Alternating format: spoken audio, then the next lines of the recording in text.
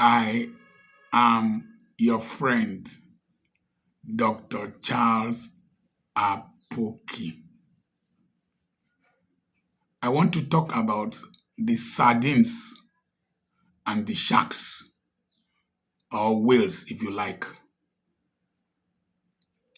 During the sardine season, sometimes in South Africa, I think it's around March/April in the Durban area, the Indian Ocean, and in other parts of the world can be different seasons.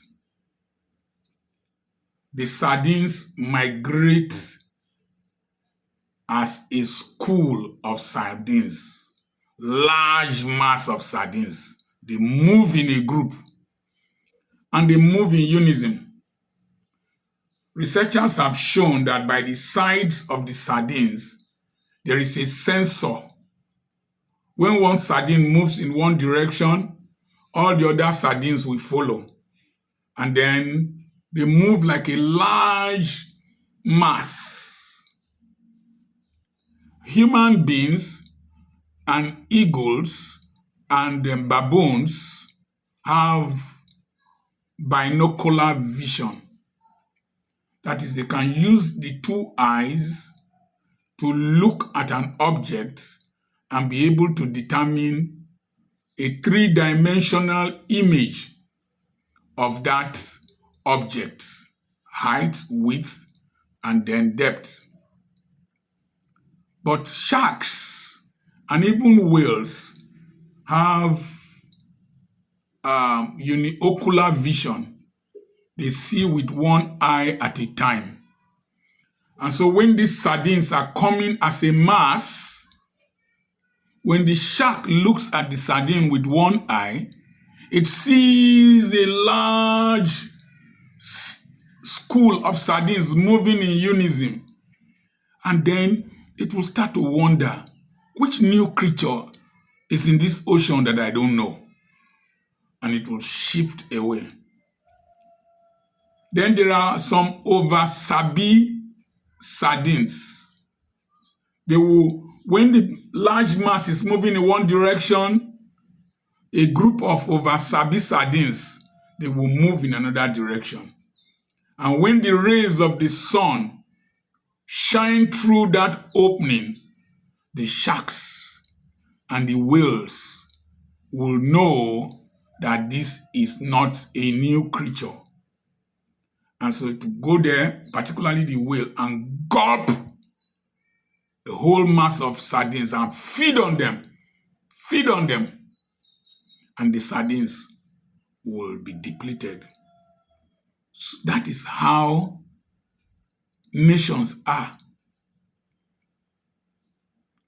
What has happened between Dele Farotimi and the criminal justice system in Nigeria is a typical example too of another way that the oligarchy fights. The oligarchy will select the most vocal person among the sardines and quack that one and terrorize that one, humiliate that one. That handcuff, though, is it handcuff or handcuffs now that Dele Farotimi wore, is a symbol of an attempt to stifle and cage and frighten the general populace. The symbolism is that, look, this is a lawyer. This is one of your most prominent spokespersons. We can handcuff him and limit him like a common criminal. And that sends shockwaves into any resistance, into any movement that attempts to oppose oppression. When prisons were opened recently in Damascus, there was an Air Force pilot who has been there for 40-something years, imprisoned. Another way they do, they can tactfully assassinate one opposition leader, it sends shockwaves throughout the masses, throughout any opposition to them. They can destroy the business of any opposition. And then they can infiltrate the Sardines. In Africa, in Nigeria in particular, every major ruling party has destructive cancer cells in any other political party. They have them in National Association of Nigerian Students. They have them in the Nigerian Labour Congress. They have them in the Nigerian Bar Association. They have them in TUC. They have them in Pengasin. They have them in APC. They have them in PDP. They have them in Labour Party. But the most prominent party will provide juicy appointments and privileges for those who they can take away or cause confusion in their parties, in their associations, in their organizations. That's why you see in third world nations, particularly in Nigeria, student union elections, Labour Congress elections, Nigerian Bar Association elections, all these elections, the people in power have interest in them. They will come to the social media critics, human rights activists, they will plant themselves there, plant their stooges. And so those stooges are the ones that will be airing contrary views, antagonizing people, trying to defame people, trying to bring down people. You will see them in the comment section of any post. They are there, but they never get far and their lives never improve. In media houses, they are there. Media houses, they are there. And so that's how they stifle and disorganize opposition. In the Gambia, there was this Jameos, one strong man. All the opposition parties will present presidential candidates, and then they will score the majority of the votes. Until they came together one time in the Gambia and formed a coalition and defeated him hands down, and he ran into exile in the Gambia. I am a man of peace. I don't like military action. Don't like violence. But just for illustration purposes, you see what happened in Syria now? Before now, the Syrian free opposition, whatever, they were fighting on their own. This one was fighting, this one was fighting. Bashar al-Assad had his own cronies, Hezbollah, Al-Qaeda, Russia, and a few others. When the opposition saw the weakening of Bashar by the truncation of Hezbollah, what is it called? Hamas, and the distraction in Russia, and the excuse me, and the destruction of their mercenaries, they came together, and with a lightning speed, they were able to reach Damascus.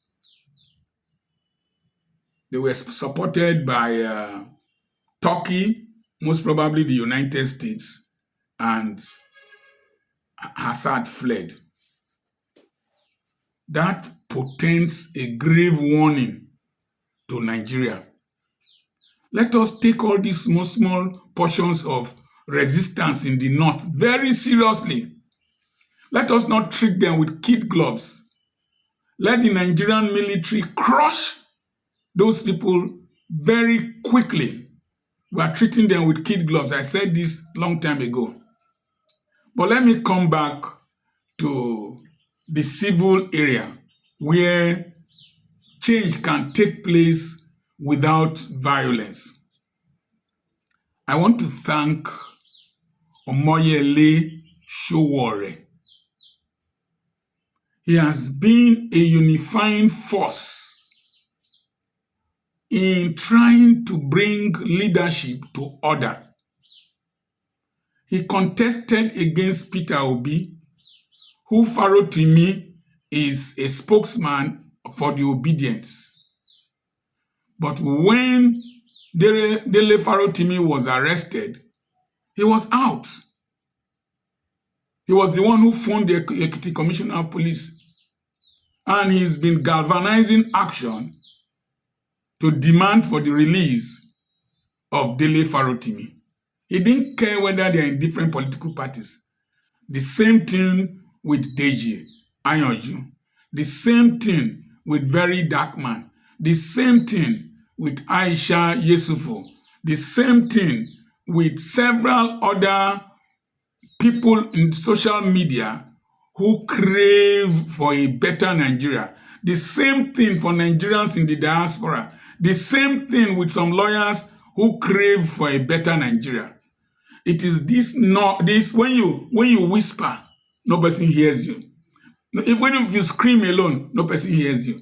But when there is this uproar of several voices screaming at the same time, it keeps the oligarchy extremely uncomfortable because they need a calm atmosphere to think and oppress.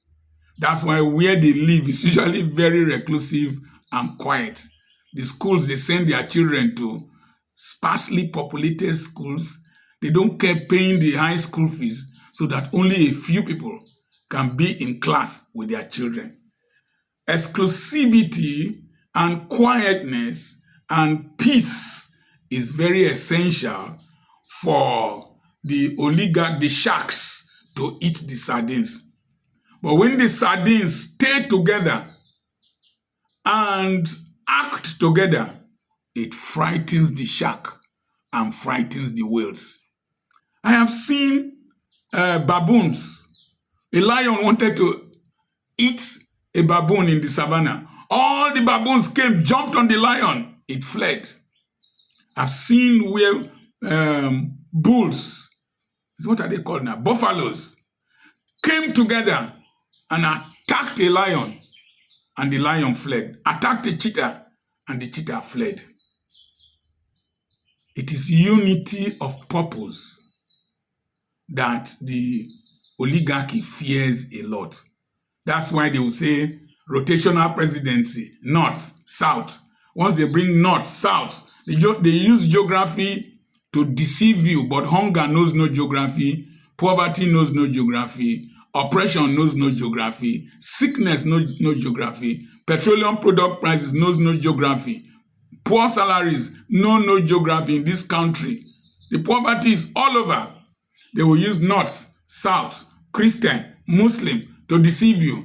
That is, they create over Sabi sardines with this Christianity, Islam, North, South, Igbo, Yoruba, Hausa. No. Nearly every person that has come to speak out for Dele Farotimi are from different ethnic nationalities, different persuasions, different political parties. It is unity of purpose. The Bible says, since these people are of the same language and the same speech, language can be your dialect, can be your tribal speech. But when you say hunger in Hausa, and you say hunger in Yoruba, hunger in Igbo, hunger in Edo, and you say oppression in Hausa, oppression in Igbo, oppression in Efik, oppression in Fulani, you are speaking the same language. Then when you say never again in Hausa, never again in Igbo, never again in Yoruba, never again in all the dialects, you have one speech. What we need in this country is one speech. Help us to build a nation where no man is oppressed. That is the one speech we need in this country. Help us to build a nation where no man, Yoruba, Igbo, Hausa, Urhobo, Edo, Efik, Igala, where no man is oppressed. That is the slogan for this generation. And when you sing that, you will see many of these people you respect. Their reputations are built with akpu and ewedu soup as cement. They will collapse. They are easily confused. They are easily confused. If they fear unity of purpose, one language, one speech, you will see them running kitty kitty kata kata. The next generation, somebody said, Dr. Apoki, concentrate on international affairs. International what? I live here. I buy petrol here. I buy food here. My wife brought small onion. Say, what, they have 500 naira, how much? I said, don't complain, plant. Don't complain. I just found out that I could plant rice in my land. I'm not going to complain. If we say we want to plant rice in the Niger Delta. Bayelsa State has one of the most fertile lands for rice production. Herdsmen will not come there to disturb them in Bayelsa. We want to plant rice. Ughelli here, we had Rice Mill Street. We are planting rice here. Honorable Samuel Marere plants onions in Evreni. We want to plant rice. We want to plant onions. We want to feed ourselves. We don't need to wait for government.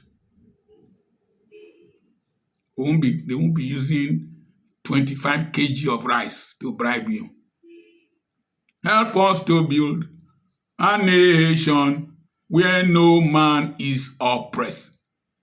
I want to thank God for people like Buba Galadima. Thank God for Sowore, Njenje, Media, K. White, Toni Origbo, what's my Auntie Aduni, Asheku, and several other human beings that have Aisha Yesufu, very dark man, that have stood to fight for justice, no matter fight against oppression. If I mention Damina, now all of them will come after me. Now you sabi. But these people have said the things that are happening cannot continue. Let us think afresh. Even when they don't seem to agree with you, realize that we can't continue like this. I will do another video. Many things are going to be coming up after Dele Farotimi. He has broken the glass ceiling. I remain Dr. Charles Apoki. Send a message to +234 802121 9262 to register for our upcoming webinar on the 10th and on the 11th of January. I teach people all over the world. We had people from Suriname, from Kenya, from Uganda, from Australia, from China, from Saudi Arabia, from Republic of Benin, from Ghana, from Uganda, who attended the last webinar on maximizing your life, ministry, and finances.